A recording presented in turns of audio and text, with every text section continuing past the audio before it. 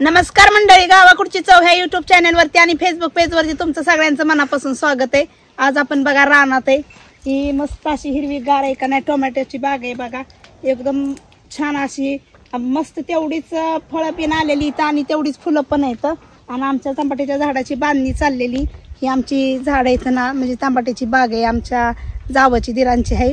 आणि आता तिथंच काम करत असताना एवढ्या रका उन्हात आहे का नाही एकदम बायकांना घामाघूम झालेलं आहे। आणि अशातच म्हणलं का नाही चला आपण काहीतरी उन्हात आहे का नाही थंडगार म्हणून आहे का नाही साध्या सोप्या पद्धतीने आहे का नाही आपण आहे का नाही लिंबाचा सरबत बनवायचा आहे। आणि त्या लिंबाचं सरबत बनवायला आहे ना एकदम कमी साहित्य लागतं आणि ते प्रत्येकाच्या घरातच असतं।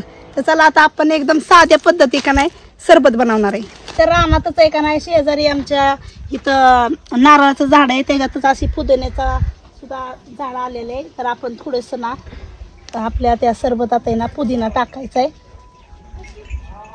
गावाकडे बघा ही अशी पद्धत असती, कुठं बी काय बी लावलं तरी एकदम छान असं का नाही उगवून येतं, कारण की मोकळ्या पाण्यात सगळी शेती केली जाते।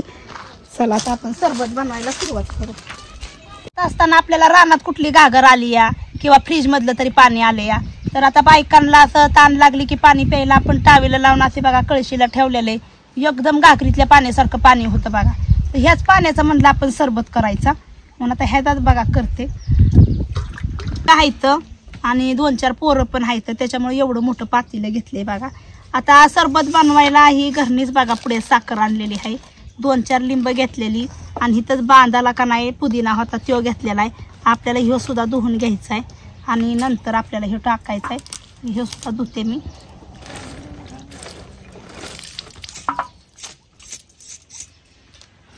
आणि मीठ घेतले, सरबत बनवायला काय आपल्याला लय सामान लागत नाही। आता ह्याचं सगळं अंदाजेच बघा टाकते या, तरी वजनीप्रमाणे म्हटलं तरी अर्धा किलो साखर असेल ही।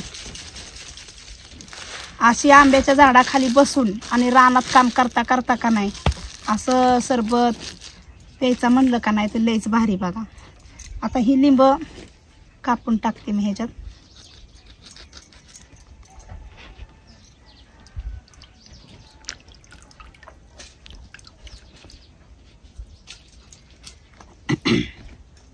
सरबतामध्ये का नाही 3 लिंब पिळलेले आहेत। आता आपल्याला ह्याच्यात टाकायची चिमूटभर मीठ। काही कुठला पण पदार्थ बनवला तरी त्या पदार्थामध्ये आपल्याला मीठ लागतंच, तसंच ह्या सरबतामध्ये पण आपण मीठ टाकलेले। आता ही आपण ह्या पातेल्याच्या साह्याने खालीवर करायचं।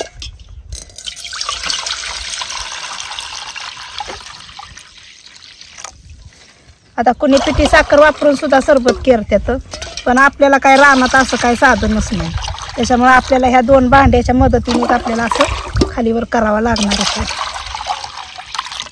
आता सगळ्या ह्या सरबतामध्ये मी साखर मिक्स करून घेते।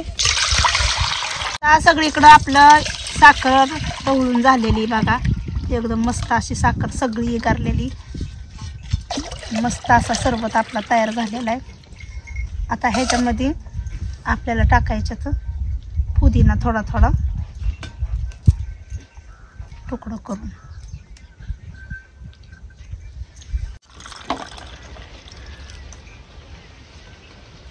आता बायकांना द्यायचा ह्यो, लय रखरखत्या उन्हात कामं चाललेली आहेत।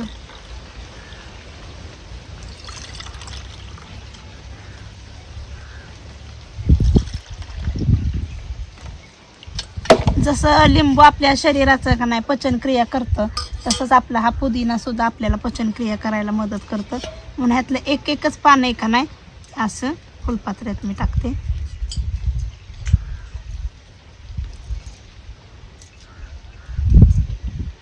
आता कुणी सब्जा पण वापरतं, पण आपल्यात आता रानात कुठला आलाय सब्जा। आता ही बायकांना देते सरबत। सगळ्या बघा बायकांना आता सरबत दिलेलं आहे। आता पेत्यात बघा कशा मस्त अशा का नाही तंबाट्याच्या बागेत एकदम छान मस्त पैकी